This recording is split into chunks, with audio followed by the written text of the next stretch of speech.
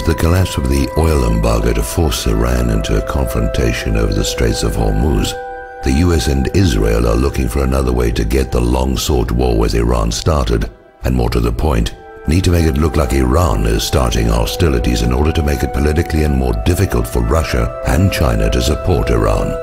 Now, recall that Israel has a past history of attacking US warships and framing others to trick the US into attacks on Israel's enemies, with the Israeli attack on the USS Liberty, initially blamed on Egypt, as the most well-known example.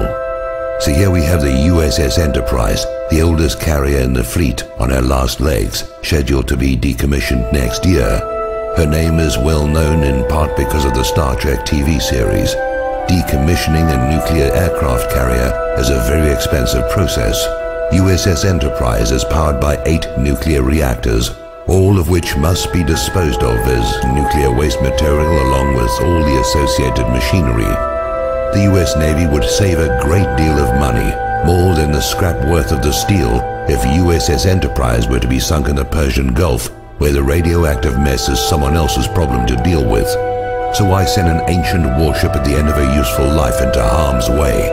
The same reason Franklin Roosevelt moved a bunch of obsolete warships from San Diego to Pearl Harbor, while their newer carriers and warships were well away from Hawaii on December the 7th, 1941. Israel has 3 Dolphin submarines, given to her by Germany.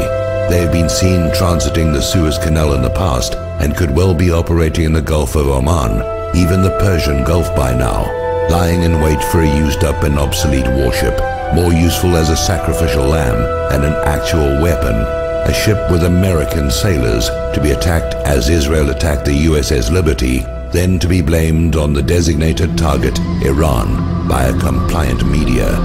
If you agree with this analysis, please post this video everywhere you see this carrier story. If we can make them doubt a false flag will be believed, maybe they'll call it off.